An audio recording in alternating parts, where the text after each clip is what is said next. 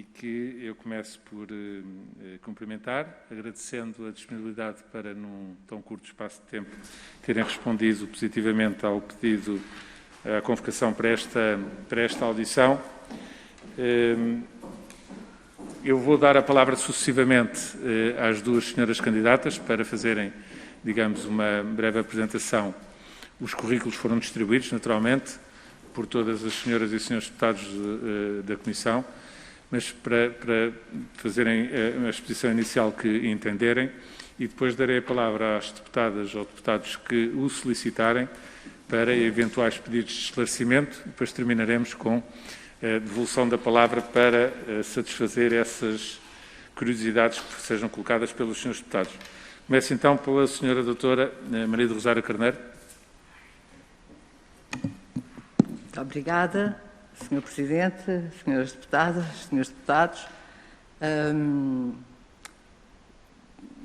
Muito brevemente, dizer do meu interesse em pertencer à Comissão de Acompanhamento e Fiscalização, e talvez baste referir a circunstância de ter tido a oportunidade, quando era deputada, de ter trabalhado na especialidade a Lei Tutelar Educativa e nesse contexto, ter tido uma visão muito aprofundada da lei que se aplica aos jovens entre os 12 e os 16 anos que cometem delitos considerados como crime. E devo dizer que foi nessa circunstância que tive a percepção clara da necessidade de existir uma entidade como é desta Comissão, esta Comissão de Acompanhamento e Fiscalização, para exercer uma função de acompanhamento e fiscalização dos centros onde estes jovens se encontram detidos, no sentido duplo. Por um lado, com certeza, de garantir o total cumprimento da Lei Tutelar Educativa, mas, e de forma muito determinante, garantir que os direitos humanos das crianças confinadas a cumprir medidas de internamento tinham os seus direitos fundamentais garantidos e que, de facto, o modelo que era praticado era aquele que está preconizado na Lei Tutelar Educativa de Educação para o Direito e de Promoção, com vista à sua futura integração total e perfeita na sociedade, na medida do possível. De onde eu suponho que bastará dizer, apontar esta questão como a razão pela qual eu tenho um profundo interesse em pertencer a esta Comissão, circunstância que tenho tido a oportunidade de realizar há alguns anos, suponho que desde 2010, mais ou menos, e que tem sido muito grato verificar que, graças ao trabalho que a Comissão tem podido desempenhar, eu acrescentaria esta Comissão, que tem as características previstas na Lei Tutelar Educativa, de uma Comissão independente, constituída por 7 pessoas que são representantes de diferentes áreas da sociedade, desde o Ministério da Justiça, o Ministério Público, o Supremo Tribunal de Justiça e ainda das áreas das instituições, dois representantes de instituições que representam a intervenção junto das crianças. E esta composição, e 2 representantes da Assembleia da República, e esta representação assim diversificada pretendeu garantir uma independência na forma de olhar para os centros e de verificar do cumprimento da Lei Tutelar Educativa e de como estes jovens se desenvolvem. E, como dizia, tem sido muito grato verificar que, através do trabalho da Comissão, alguma humanização foi introduzida nos centros e alguma adaptação ao espírito concreto da Lei Tutelar Educativa tem sido promovido. Suponho que por agora bastaria dizer isto com caráter introdutório. Ficarei naturalmente à disposição das senhoras e dos senhores deputados para aquilo que entenderem conveniente colocar. Muito obrigado, doutora. Dou então a palavra à doutora Paula Cardoso. Eu vou tentar falar com mais, mas tenho alguma dificuldade. Se não se importarem, porque sou asmática, depois começo a ter dificuldade em respirar. Peço para já cumprimentar a todos e agradecer esta audição, que eu sei que é regimental, é de lei, tem que ser feita, mas não, dado os tempos que correm, pensei até que poderia ter sido, que seria feita noutros moldes. Eu sou uma estreante neste órgão. Já o meu interesse, toda a minha vida, digamos assim, o meu percurso de vida, eu dediquei a esta área, da intervenção junto das crianças e dos jovens. Comecei nas comissões de proteção de crianças e jovens, onde estive na Comissão de Proteção de Crianças e Jovens da Águeda como presidente durante 8 anos, até esgotar o mandato. E muitas vezes o meu contacto começou logo aí com esta realidade da delinquência juvenil, porque infelizmente muitos passavam de um processo de promoção e proteção. Rosário saberá que isso é assim que acontece. Há aqui uma espécie de karma, entre aspas, de ciclo vicioso, em que um jovem que vem de uma família já sinalizado como vítima, acontecia frequentemente que passava a problemas de delinquência e acabava por passar de um processo de promoção e proteção para um processo tutelar. E acabei por fazer também aí, ter algum contacto com essa área. Quando estive também aqui como deputada, os 7 anos que estive como deputada, também estive a trabalhar nessas áreas. Na altura não fiz a Lei Tutelar Educativa, mas fiz a revisão, as alterações da Lei Tutelar Educativa, onde estive como coordenadora dessas alterações. De facto, a minha aceitação para o lugar foi numa perspectiva que tenho sempre de que há qualquer coisa que nós podemos fazer que poderá melhorar.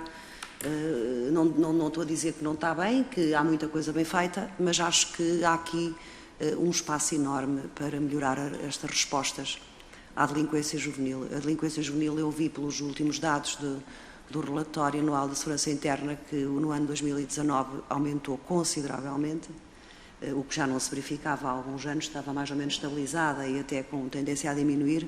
Eu tive o cuidado de ver e percebi que estava a crescer a delinquência juvenil. Depois, as respostas que nós damos, os centros educativos, a forma como eles estão organizados, como eles estão formatados, é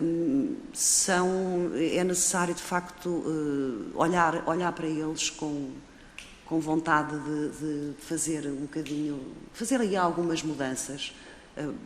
Dá-me ideia que são muito, apesar dos jovens que estão lá não estarem a cumprir propriamente uma pena, não é uma pena, é um processo tutelar, é um processo educacional, de educação para viver em sociedade e de educação para o direito, e no entanto eles são, de certa forma, ainda muitíssimo fechados, muitíssimo o processo, as medidas podem ser em regime aberto ou semiaberto ou fechado, mas mesmo as que são em regime aberto e semiaberto, na realidade, a realidade diz-nos que são praticamente em regime. Essa educação para o direito é feita de forma muito entre portas, são pouco virados para a comunidade. A socialização, a possibilidade de depois os integrar, os autonomizar para a vida. Penso que há melhorias consideráveis que se poderão fazer. São os jovens, vão ter que ser, e gostaríamos que fossem, que fosse ali, que de facto eles tivessem os seus direitos fundamentais garantidos, no sentido de terem um direito à à socialização certa e à autonomização certa, para depois poderem ser plenos cidadãos. E como se conversava há bocadinho, hoje com esta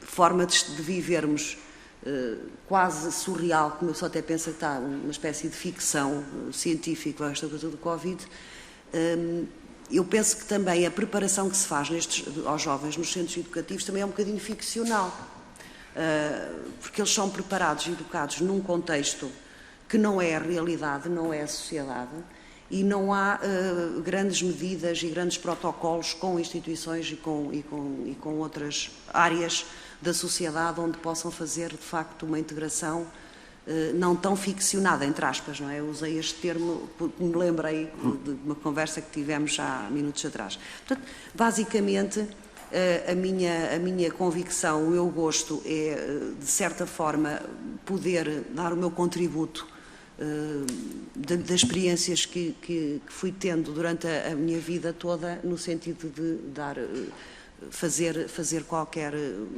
melhorar, consolidar, respeitar o que está bem e dar algum contributo positivo no sentido de ações que se possam intentar para melhorar toda esta problemática da delinquência juvenil, que com as transformações e com a complexificação, a complexidade que vai tendo hoje em dia a sociedade, é preciso provavelmente ir se adaptando, como tudo, não é? É preciso ir evoluindo, ir se adaptando, ir respondendo de uma forma mais assertiva às realidades que vão sendo apresentadas, quer em termos de novas criminalidades, quer em termos de novos espectros sociodemográficos que nos vão sendo dados às crianças. Nós estamos a ver uma realidade em que há zonas do país onde praticamente não há jovens nem crianças a residir, e há zonas do país onde há um aglomerado urbano brutal de crianças que são um bocadinho até, digamos, em circunstâncias habitacionais e sociais muito, muito complicadas. E, portanto, é preciso estar atento a estas realidades, trabalhar em cima destas realidades, propor e fazer com que, de facto, se possa melhorar um bocadinho e conseguirmos.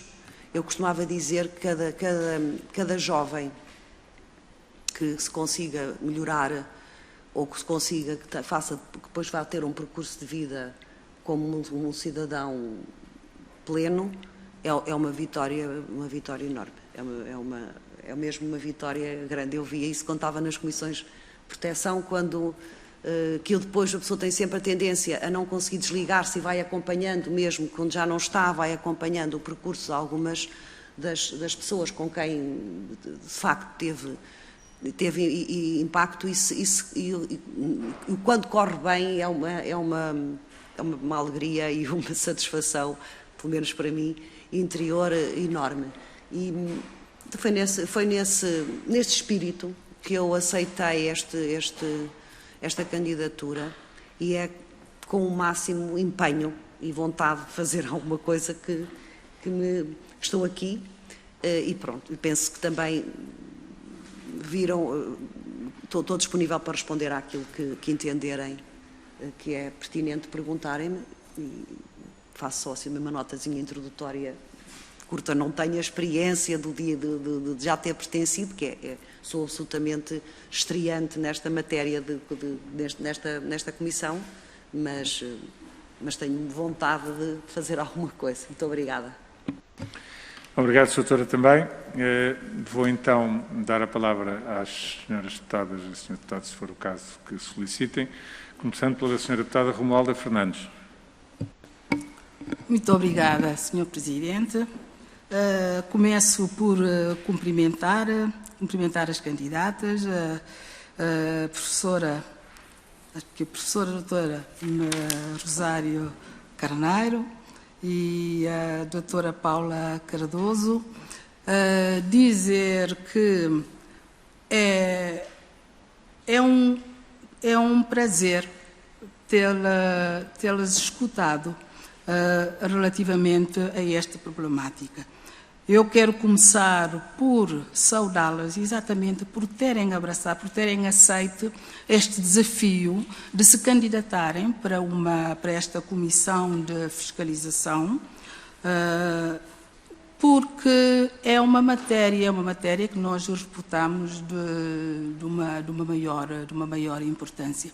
Nós estamos a falar de menores entre 12 e 16 anos que pratiquem atos tipificados na nossa lei penal como crime. Nós também sabemos que este sistema que nós temos, nosso sistema educativo juvenil, pretende educar as crianças para o direito, reinseri-los na sociedade com uma vida digna que merecem, como todo o ser humano, mas particularmente porque ainda estão muito jovens e toda a sua personalidade está em formação. Eu olhei bem, analisámos bem o vosso currículo, isto é uma audição regimental, legal, tem que ser feita, mas eu diria que aquilo do que depreendo, vi e analisei do vosso currículo, eu acho que nós, da Assembleia da República, estaríamos muito bem representados nesta comissão. Eu considero esta comissão, também disse inicialmente, de maior importância, na medida em que é uma comissão independente que irá fiscalizar estes centros educativos, que vai, no fundo, permitir sinalizar o que corre menos mal, o que possa estar a correr menos mal, propor alternativas e medidas de correção.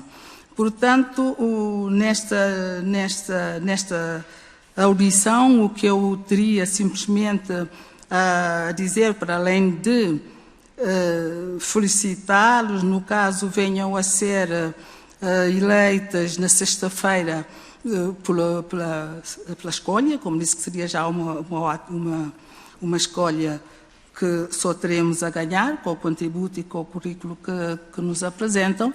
E só para perguntar, em termos também, não seria tanto para a forma, mas já me anteciparam relativamente à primeira questão, que era sobre a queixa mais ouvida, nomeadamente dos próprios relatórios da Comissão, que é sobre o internamento em regime fechado, que a queixa é de que não contribui para a reintegração, a ausência de contato com a família, a ausência de contato com o mundo exterior, não os prepara para a reintegração e não cumpre, por conseguinte, não cumpre os objetivos das medidas tutelares em termos da nossa lei.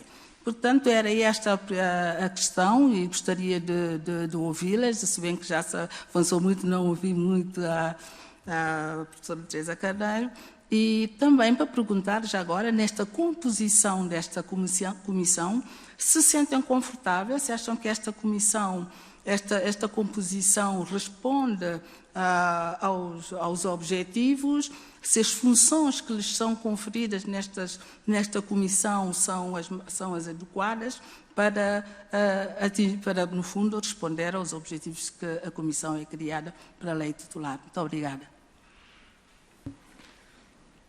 Obrigado, Sra. Deputada. Dou agora a palavra à Sra. Deputada Emília Cerqueira. Obrigada, Sr. Presidente. Cumprimento a doutora Maria do Rosário Carneiro e a doutora Paula Cardoso. E permitam-me, como nota inicial, dizer que da leitura dos vossos currícula, que são bastante ricos em termos da matéria que está sob a alçada deste Conselho de Fiscalização dos Centros Educativos, da parte do PS tínhamos ficado descansados porque de facto os currículos falam por si, não vou estar aqui a referi-los, até porque têm experiências vastas, e se a doutora Paula Cardoso refere que é uma estreante, doutora, permita-me que lhe diga que ser estreante não tem mal nenhum, às vezes é sangue novo que se leva para as instituições e que até leva-se novos aportes, novas ideias e, portanto, e é uma contribuição que a todos pode ajudar e enriquecer o trabalho e, portanto, o ser novo não é, pelo menos não encaramos como qualquer tipo de problema, desde que conjugado com outro saber que claramente nos traz, tal como a doutora Rosário Carneiro, que tem uma experiência vastíssima. Mas, para além dos currícula, que às vezes, apesar deles, quando a intervenção inicial, podemos ficar com algumas dúvidas da vocação, da preocupação e do interesse por estas matérias, porque todos nós que lidamos com estas matérias, eu própria estive 8 anos numa Comissão de Proteção de Crianças e Jovens e, portanto, tenho noção bastante clara das problemáticas que aqui se tratam, é preciso uma sensibilidade especial muito para além daquilo que dizem notas curriculares. E parece-me claro, desta intervenção inicial que aqui trouxeram, que essa sensibilidade não vos falta e vão precisar dela, tal como a vontade de fazer. Até porque nós vendo inclusive o último relatório e algumas questões que aqui estão dadas, quer do aumento da criminalização de comportamentos nos processos tutelares, porque afinal de contas são os processos tutelares dos menores de 16 anos, o aumento dos internamentos em regime fechado, a ausência de projetos de vida, a reincidência, que a partir depois dos 18 anos acaba por ser delinquência e entra-se ali no regime legal penal dos jovens adultos, dos 17 aos 21 anos, e infelizmente acabamos por ter muitos jovens que acabam por, fruto de circunstâncias que são alheios na sua entrada inicial, neste processo de promoção e proteção, acabam por ser vítimas também da sua própria exclusão, desde muito cedo, e portanto este papel fiscalizador é muito importante, parece-nos fundamental e também, da nossa parte, eu não vou deixar grandes perguntas, porque eu julgo que de facto a vossa intervenção inicial nos deixou bastante tranquilos, apenas vos queria deixar uma nota e talvez um desafio, que não vos falte força para esta luta, que é uma luta muito grande perante as novas realidades, o novo tipo de criminalidade, o novo tipo de reincidências, o novo tipo de perigos, e estas novas realidades que nós temos de ter novas formas de lidar com elas para que a reintegração destes jovens aconteça e eles tenham um projeto de vida, apesar de qualquer momento tenha havido um desvio naquele que era o percurso esperado. Portanto, desejamos sorte e que sexta-feira a vossa eleição se venha a concretizar, porque é voto secreto e, portanto, depende de cada um que vai votar. Nós desejamos que essa eleição se concretize e um bom trabalho, porque vão precisar de muita sorte e muita força para que este trabalho tenha sucesso e nós esperamos que assim seja. Muito obrigada pelos vossos esclarecimentos. Obrigado, Sra. Deputada. Dou a palavra ao Sr. Deputado José Magalhães. Sr. Presidente, senhoras candidatas, muito brevemente para saudar a decisão de se candidatarem e gostaria só de acrescentar uma nota àquilo que disse a Sra. Deputada Romualda Fernandes, em nome do Grupo Parlamentar. Como sabem, a Sra. Provedora de Justiça assume as funções de monitorizar também a situação dos centros educativos. É responsável pelo mecanismo, aliás, europeu de monitorização. E no último relatório, já apresentado à Assembleia, ela assinalou que houve uma evolução positiva em 2019 nos centros educativos, em resultado, não do acaso, mas de um conjunto de medidas que foram adotadas, designadamente coisas como maior contacto com o exterior, maior número de chamadas telefónicas, a possibilidade de utilização de roupas próprias e não de farda, independentemente da fase em que esteja o esforço de reinserção, melhor articulação de saúde com os serviços de saúde, sendo certo que a Sra. Provedora chama a atenção para a necessidade de uma aposta maior nos serviços de saúde mental. E eu julgo que nós não temos discutido com intensidade suficiente este aspecto, não porque a questão da reinserção de jovens seja um problema de saúde mental, mas porque ele tem um papel e temos que medir até que ponto é que é importante esta questão e que meios é que é necessário mobilizar para que se possa dar uma resposta capaz com este meio. E também não perdermos a cabeça com a atenção à árvore, quando na realidade a floresta felizmente está fora dos centros educativos, não está dentro dos centros educativos, e a ação do Estado tem que se dirigir a uma comunidade de jovens, que é muitíssimo vasta, obviamente, de que é uma minoria ínfima aquela que está, felizmente, ínfima aquela que está nos centros educativos. Portanto, gostaria de que possamos ouvir a vossa opinião sobre o terreno onde vão ter que ter uma deslocação fiscalizadora e, por outro lado, sobre um segundo ponto, que é a maneira como vê a articulação com a Assembleia da República. Porque a articulação com a Assembleia da República não pode ser um regime de boas-vindas e boa sorte e uma grande solidão. Tem que haver uma forma de articulação que permita bater à porta da primeira comissão, designadamente, e colocar questões e, através dessas questões, fazer uma articulação, no fundo, também com o Governo, além dos contactos que é possível ter com o Governo diretamente. Mas esse aspecto tem sido, na minha opinião, ao longo dos anos, subestimado. E com isso perde a primeira comissão, com isso perde a entidade fiscalizadora e perdem os seus destinatários. Portanto, era sobre estes pontos que julgo que teríamos toda a vantagem em ouvir a vossa opinião. Muito obrigado. Muito obrigado, Sr. Deputado. Vou então devolver a palavra às candidatas, começando pela senhora doutora Maria do Rosário Carneiro. Muito obrigado, Sr. Presidente. Muito obrigada às senhoras deputadas e ao Sr. Deputado pelas questões que foram colocadas.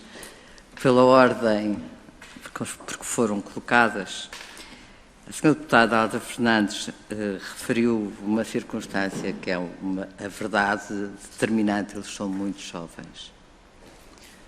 São crianças, não é? Cometeram crimes graves, muitas vezes, mas são crianças. E esta é a razão de ser desta comissão, é garantir que elas são tratadas como crianças e que só o processo educativo é o processo determinante das medidas de internamento que lhes foram aplicadas. Naturalmente que esta questão do regime fechado, isto também articula-se um pouco com a questão colocada pela Sra. Deputada Emília Cerqueira e que a doutora Paula Cardoso também já referiu um pouco. A questão do confinamento em regime fechado tem sido uma matéria que tem sido objeto de grande reflexão por parte da Comissão, sobretudo nos últimos 3 anos, porque há uma verificação absoluta da não bondade do modelo educativo que é desenvolvido sistematicamente em regime fechado. Todos nós sabemos que quando um jovem é internado em centro educativo depois de lhe ter sido atribuída a medida, ele passa por um período de grande turbulência e de instabilidade. E compreendemos que é natural um primeiro período de algum confinamento.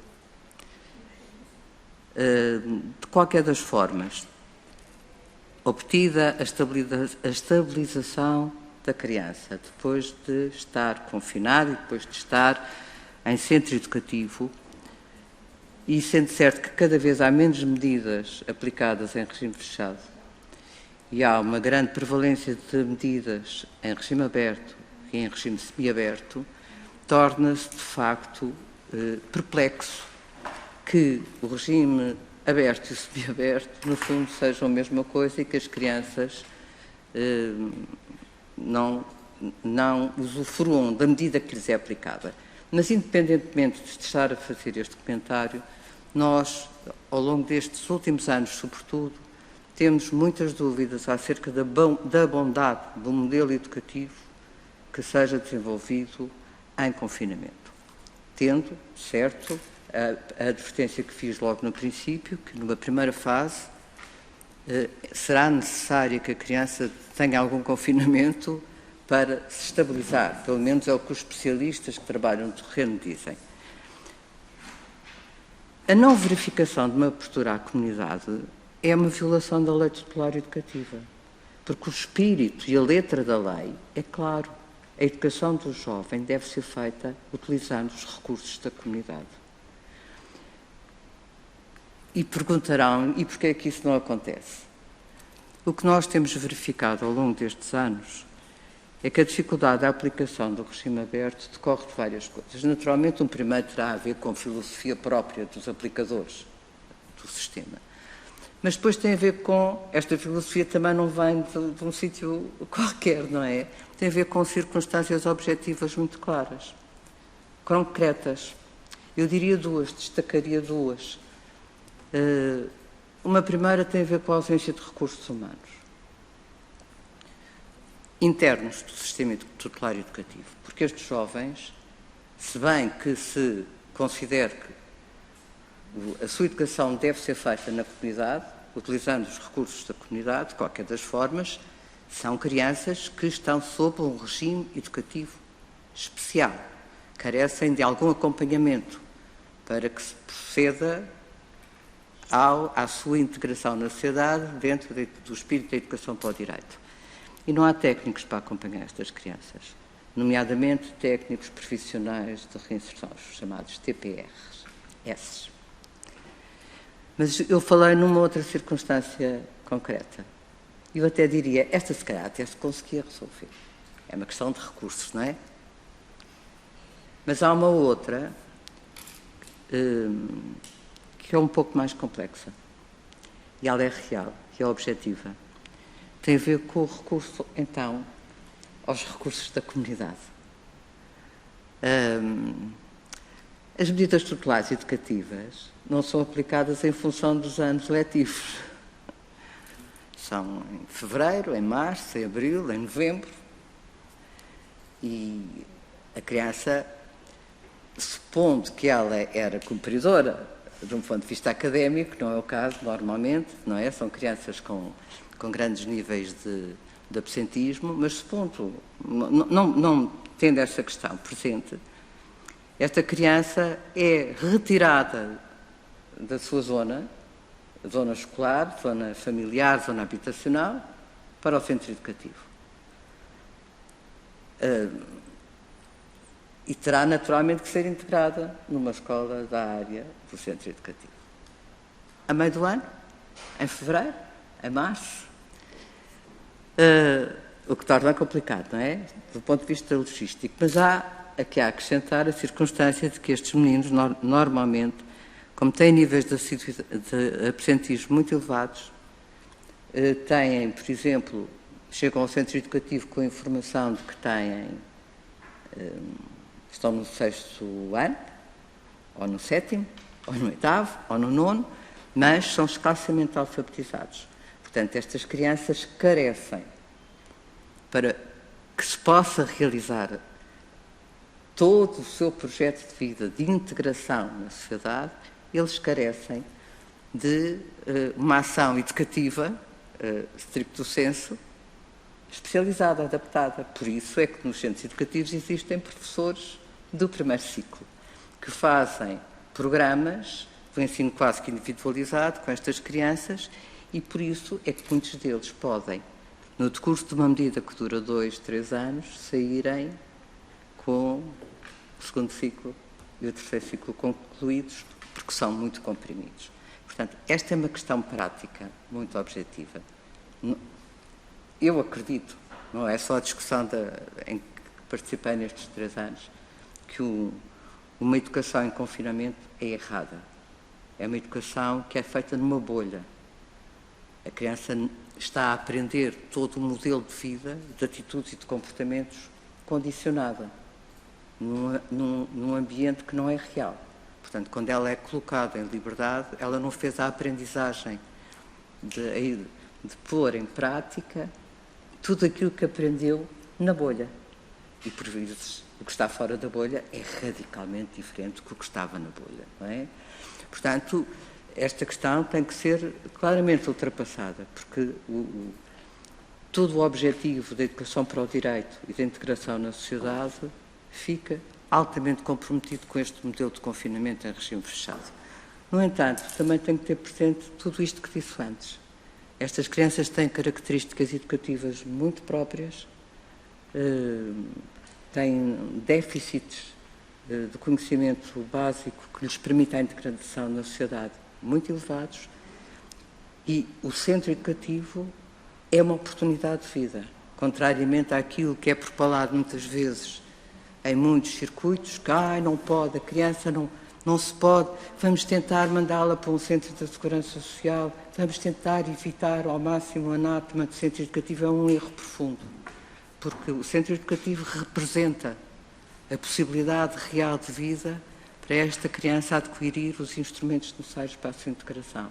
Só que tem que se evoluir um bocadinho mais, e tem que se evoluir sobretudo nesta aplicação. Não é inventar nada, é aplicar o que está na lei. É o espírito e a letra da lei. A educação destas crianças deve ser feita utilizando os recursos da comunidade. Portanto, isto exige criatividade. Criatividade, por um lado, vontade, mas exige recursos. Os tais recursos, estes aqui sim, do centro. Porque depois a criança poderá frequentar, poderão ser feitos todos os acordos com as associações, com os clubes recreativos, com os ginásios, com todas as atividades que decorrem na sociedade. E muitas crianças há já, das que estão em centro educativo, que concluem a sua formação profissional, técnico-profissional, já em regime aberto. Não é? Portanto, houve toda uma evolução. De onde acho que respondi mais ou menos às questões que colocou. Só relativamente à questão que ainda referiu, se a Comissão tem as competências necessárias. A Comissão tem as competências necessárias porque a sua função é acompanhar e fiscalizar os centros educativos. E, portanto, sempre que chegamos a um centro educativo não há qualquer tipo de problema. E houve, há cerca de 5 anos, foi publicada uma portaria, foi assinada pela Ministra Paula Teixeira da Cruz, que tinha a ver com reforçar as condições em que nós podíamos trabalhar. Portanto, foi-nos atribuído uma sala para reuniões, que não tínhamos até à data, e sempre que temos que nos deslocar, articulamos com os serviços da Secretaria-Geral do Ministério da Justiça. Este trabalho foi começado ainda anteriormente com o Ministro da Justiça, Alberto Martins, e depois foi continuado toda esta evolução. Portanto, nós temos, se por acaso nos deslocamos e temos que pernoitar, por exemplo, quando vamos da Vila do Conde ou ao Porto, é um pouco pesado, as visitas aos centros são um bocadinho pesadas e em regra não é possível, quer dizer, é possível, mas é muito violento, não é? Ir e voltar no mesmo dia. E são atribuídas ajudas de custo, aquelas que estão previstas na função pública, portanto não se trata de nenhum sistema, e o Ministério garante também a compra dos bilhetes de comboio, no caso de ser necessário, e quando é possível para se ir a Coimbra, porque é mais complicado isso de comboio para Coimbra, por causa da localização do centro, é disponibilizada uma viatura como turista. Portanto, foram criadas, diria que do início não existiam condições para que nós trabalhássemos, depois passaram a existir essas condições.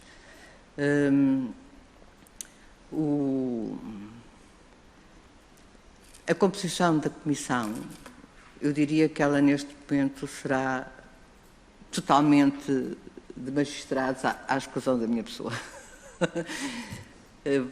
Mas não tem sido sempre assim, não é? Tem sido psicólogos, também já teve psicólogos e já teve pessoas de outras áreas, não é? Neste momento, por acaso, coincide que os dois representantes das organizações da área da proteção das crianças são duas magistradas. Já não foi assim no passado, não foi sempre assim, mas agora, por acaso, coincide. No entanto, o facto de serem todos originários de áreas de intervenção diferentes permite que haja olhares diferentes e permite que possamos, de facto, discutir perspectivas diferentes na abordagem das questões. Esta do regime fechado não é uma questão limpa em termos de perspectiva de todos os membros da Comissão. No passado não foi, não é? Tem que ser trabalhada no sentido de encontrarmos algum consenso que nos permita apresentar uma proposta de concretização do modelo. Por exemplo, a última alteração que a Lei Tutelar Educativa sofreu foi com base numa proposta apresentada pela Comissão de Acompanhamento e Fiscalização, não é? Portanto, mas temos que encontrar este trabalho, é um trabalho que é naturalmente moroso, porque depois todos os membros também têm os seus trabalhos de origem e temos que, eu sou a única apresentada, mas tem que se ir articulando os tempos possíveis de reunião e de debate que é necessário ter-se. A senhora deputada Emília Cerqueira, eu se calhar estou a passar um bocadinho de tempo mais, Sr. Presidente. Eu suponho que já terei dito alguma coisa acerca do regime fechado. Relativamente à outra questão que referiu, que são a ausência de projetos de vítima e que são vítimas da sua própria exclusão, eu não sei, eu não diria que os jovens que estão internados em centro educativo têm ausência de projeto de vida, porque é qualquer coisa que lhes é definido logo que entram no centro educativo. Eu estou a ver o que é que a senhora deputada, mas eu acho que é importante dizer isto, porque por vezes poderá haver alguma confusão de percepção. E, de facto, os jovens entram no centro educativo, é definido o projeto de vida deste jovem e é trabalhado sistematicamente. Mas tem razão quando diz que eles são vítimas da sua própria exclusão. Estas crianças são as crianças mais abandonadas da sociedade. São abandonadas pelo percurso de vida que tiveram. Nem todas são oriundas de meios excluídos. Nem todas, eu diria que a maior parte, não é oriunda de famílias disfuncionais. A exclusão tem muitas faces. E, de facto, estas crianças são vítimas da sua exclusão. E são as mais abandonadas de todas da sociedade, que ainda por cima tiveram o imenso azar, tirando uma minoria que já está integrada em gangues, portanto já tem toda uma organização de vida completamente marginal. A maior parte das crianças que estão internadas em centro educativo tiveram um azar tremendo de estarem no sítio errado, à hora errada, e terem cometido o que não deviam ter cometido, não é? Mas é porque são crianças muito excluídas, por várias razões.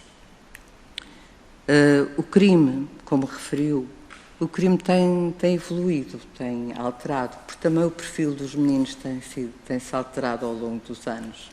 Desde que comecei a visitar os centros educativos até o ano passado, quando visitei pela última vez, os meninos hoje são muito mais alfabetizados socialmente, têm outra maneira de estar, têm outro tipo de conhecimentos e têm outro tipo de anseios e de sonhos.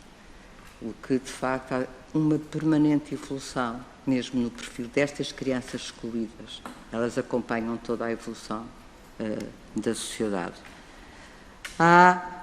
Eu diria que há trabalho com sucesso nos centros educativos.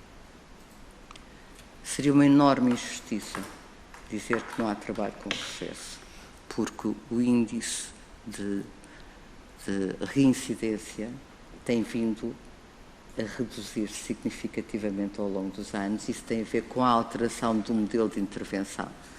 Hoje, a intervenção que nós verificamos em contexto de centro educativo é uma intervenção bastante mais integrada, tem apoio de psicólogos permanentemente em centro educativo, os apoios na área da saúde são permanentes e a qualificação dos próprios técnicos para trabalharem com estes jovens também tem tido menor. E também todo o trabalho que a própria Direção-Geral tem vindo a fazer nesta área, não é? Onde eu não diria que o trabalho dos centros educativos, eu diria que é um trabalho que tem sucesso, mas pode ter muito mais sucesso e pode ter muito mais qualidade, e esse é o objetivo do trabalho que a Comissão tem feito é, eu diria que talvez não tivesse sido sempre assim, não é? Seria errado eu dizer que foi sempre assim. Não foi sempre assim. Mas o que nós podemos verificar na evolução do trabalho dos centros educativos é uma evolução positiva, em que tendem a acolher aquilo que lhes é referido, que lhes é proposto. Eu diria 2 ou 3 exemplos muito simples do impacto do trabalho na Comissão e de como tem havido abertura por parte da Direção-Geral de trabalhar nesse sentido. Lembro-me quando comecei, que foi há cerca de 10 anos ou 12, a forma como as crianças se apresentavam era indigna do ponto de vista humano. O vestuário, o calçado. Hoje, nós visitamos um centro educativo e estas crianças podiam estar em qualquer escola. Estão igual a qualquer outra criança, não é?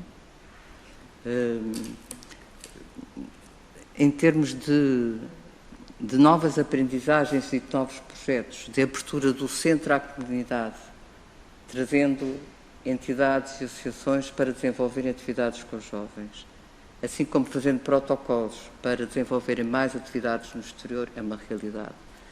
Nós propusemos que as crianças começassem a participar em ações de voluntariado, como qualquer coisa de fundamental para o desenvolvimento da sua personalidade e da aquisição das tais competências na área da inclusão social. E hoje todos os centros educativos desenvolvem atividades de voluntariado para promover o espírito de cidadania das crianças, não é? Portanto, eu diria que há um caminho com objetivo de sucesso, mas há muito, muito para andar, não é? Há muito para andar. O Sr. Deputado José Magalhães referiu o estudo, o relatório da Sra. Professora de Justiça, que eu não tenho, infelizmente, o gosto de conhecer. Sei que ele foi feito e que foi entregue, naturalmente, nos órgãos competentes, e destacou a questão da saúde mental. A saúde mental, eu diria que é uma área gravíssima nos centros educativos.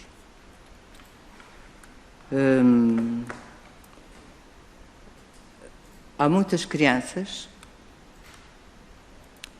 apesar de ter havido também evolução, porque longe vai o tempo em que todos tomavam Ritalina e outras coisas semelhantes, não é? Porque todos eram qualquer coisa, não é? Hoje, porque há, de facto, psicólogos em todos os centros educativos, há um outro trabalho de terapia, psicoterapia, que está a ser feito com os jovens e também foram possíveis estabelecer protocolos com os serviços de pedopsiquiatria, portanto, há toda uma evolução neste percurso. No entanto, há meninos em centro educativo que têm problemas na área da saúde mental. E eles precisariam, se calhar, de ter um outro tipo de abordagem que não fosse a de centro educativo, para bem deles e das outras crianças, não é? É muito complicada esta questão, porque depois nós falamos em termos de educação pela inclusão, estas crianças deverão ter educação junto com as outras crianças. No entanto, por vezes, têm problemas de saúde mental que carecem de uma intervenção específica e especializada, pelo menos durante algum período, até que possam estabilizar. Mas este é um problema geral da saúde mental do país, não é só dos meninos que estão nos centros educativos, não é? E eu diria mais especificamente da pedopsiquiatria, que tem muito poucas camas em Portugal, muito escassamente distribuídas, e o que torna muito difícil depois um tratamento adequado, mais adequado para estas crianças. A articulação com a Assembleia da República, eu diria que não é só com a Assembleia da República, mas com todos os órgãos que designam os membros desta comissão, não é? Há como que há uma designação e depois passem bem e trabalhem bem. Eu penso que o trabalho da Comissão carece de ser ouvido. Os relatórios, quando são produzidos, devem ser objeto de discussão e de apreciação pelos órgãos que designam os seus representantes. Nomeadamente, e porque colocou a questão relativamente à Assembleia da República, a Assembleia da República, na sua competência fiscalizadora, mas também na sua competência legislativa, poderá contribuir de forma muito significativa para melhorar o tratamento que é dado nesta área. Já o fez no passado recente, não é? Quando fez a alteração da lei tutelar educativa, e foi muito significativo. E agora nós sabemos que é preciso mais, porque apesar dessa alteração, nós temos meninos. Eu vou mesmo acabar, vou só dar este exemplo e vou acabar. Sabemos que há meninos que cometeram delitos leves, que estão em regime aberto, a cumprir medidas, e que a sucessão, porque não se lhes aplica o cúmulo, acabam por cumprir uma medida superior à de um jovem ou outro jovem que cometeu um delito grave, mas como tem uma medida, são medidas em regime fechado, é-lhes aplicado o cúmulo e, portanto, eles têm uma medida de internamento menor. Eu peço muita desculpa por me ter alongado, mas espero que responder às questões que me foram colocadas. Dou a palavra à senhora candidata Paula Cardoso. Obrigada. Dentro do possível que... Eu vou ser breve, até porque eu não tenho esta experiência rica para partilhar ainda convosco. Só também responder, penso que a doutora Rosário disse, tem uma experiência já muito feita e, de facto, vejo aqui um retrato interessante e verdadeiro e daquilo que me é dado perceber dos centros educativos e da sua realidade. Fiquei agradavelmente surpreendida por perceber que os centros educativos têm vindo, e sei que têm vindo a melhorar. Eu vou talvez começar, não por respeito a ninguém, por começar pelo fim, pela pergunta do Sr. Deputado, em relação às articulações com as Assembleias da República e com outros órgãos. Eu diria que nós vamos para as comissões e somos, entre aspas, atirados para as comissões praticamente como as crianças, fim da medida, são atiradas para a vida real. E depois não há acompanhamento, aqui por falta de recursos humanos e nesses órgãos, talvez por falta da iniciativa, ou alguém está sempre à espera que a iniciativa seja do outro, poderemos fazer, de facto, uma sugestão de haver alguma monitorização e algum acompanhamento destas comissões. Pode ser feita pela própria Assembleia, que nos pode sugerir, ou nós próprios poderemos sugerir isso também, uma abordagem que está a ser feita. Seria às vezes até interessante, há propostas de iniciativas legislativas que a Comissão pode, de facto, como já fez, que pode fazer chegar à Assembleia, até como perguntas. Por vezes também penso eu que eu terei essa intenção quando sentir esse apelo e essa necessidade, pelo menos junto para os grupos parlamentares, não custa mandar uma questão que gostaríamos de ver trabalhada e respondida e tirando, se não conseguimos obter essas respostas, pelos órgãos próprios diretamente. Em relação à saúde mental, a saúde mental é um problema em Portugal, seja das crianças, dos jovens, dos adolescentes, dos adultos, quem quer que seja. É uma área que toda a gente vai para baixo do tapete e não tem... Penso que a intervenção em saúde mental no país é urgente ser feita uma reflexão.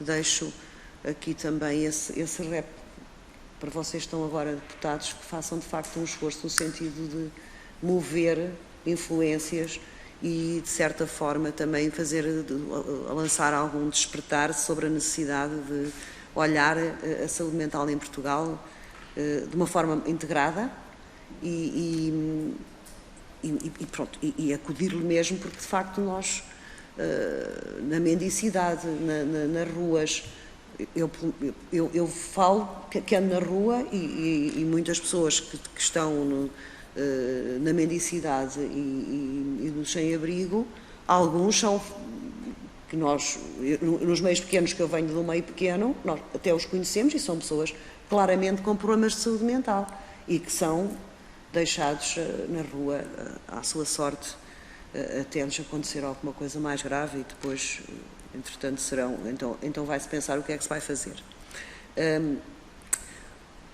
O centro educativo, para mim, dentro de um espírito e da filosofia que diria, penso eu, que foi pensada pela lei tutelar educativa, deveria ser realmente a oportunidade de que tudo o que falhou com aquela criança até ao momento em que ele pratica um crime, porque muita coisa falhou até esse dia, a começar pelo Estado.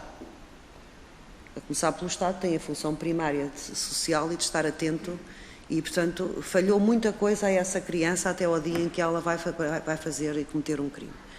E o centro educativo é uma oportunidade dela rebalançar os seus princípios, o seu afeto, os seus sonhos. No fundo, seria uma espécie de família nova que lhe iria dar algumas competências que até aí falharam. E se os centros educativos conseguissem, em última análise, ser isso, e conseguissem divorciar-se de vez das antigas casas de correção e passassem a ser um retrato, a serem um bocadinho diferentes, talvez conseguissem. E penso que o percurso tem vindo a ser feito, no sentido de conseguirem reunir condições para as crianças se sentirem num meio onde possam ter aquilo que não tiveram e que lhes falhou até aí. E é com dor mesmo que nós ouvimos dizer e que sabemos que são os mais abandonados dos abandonados, estas crianças que estão ali. E portanto, isso deveria ser um apelo e um sinal a todo o cidadão, seja ele quem for, no sentido de mover alguns esforços e de fazer, de facto, alguma coisa e de se predispor a fazer alguma coisa no sentido de tentar inverter, melhorar e fazer alguma coisa para a vida destas crianças. Penso que não posso, de forma nenhuma, relatar-vos eu fui lendo e fui acompanhando, quando estava aqui na primeira comissão, relatórios, fui percebendo que nos centros educativos há uma coisa que eu achei que também vem dos números. Os números depois também condicionam políticas, condicionam estratégias, condicionam planos para os centros educativos, mas nos centros educativos o género conta. Ser homem ou ser mulher conta. Porque há muito mais respostas para os meninos do que para as meninas. Também há muito... Está a mudar, mas tem que mudar. Mas também há muito mais rapazes, não é? Nos centros do que raparigas.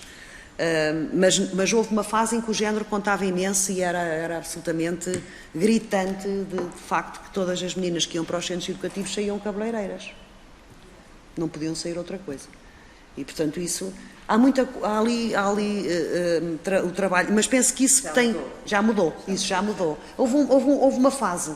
Está integrado agora na estratégia. Pronto, e, portanto, tudo isso penso que são...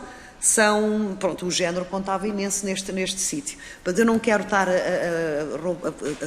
prolongar por mais tempo, só deixar-vos a certeza de que irei trabalhar o melhor que souber. E aqui o trabalho, para além de todo o conhecimento que nós possamos ter, académico ou outro, eu acho que é um trabalho mesmo de coração. É um trabalho de afeto e de coração. E isso, pronto, é com essa disposição que eu vou. É só o que eu tenho a acrescentar e agradecer-vos as vossas perguntas e terem-me ouvido. Muito obrigada. Muito obrigado. Agradeço às duas candidatas os esclarecimentos e a disponibilidade. Agradeço também às senhoras e senhores deputados e termino aqui esta audição. Eu sei que ainda há mais trabalhos parlamentares, nomeadamente a Comissão de Inquérito, e, portanto, estamos libertos para outras funções ainda durante esta tarde. Muito obrigado. Boa tarde.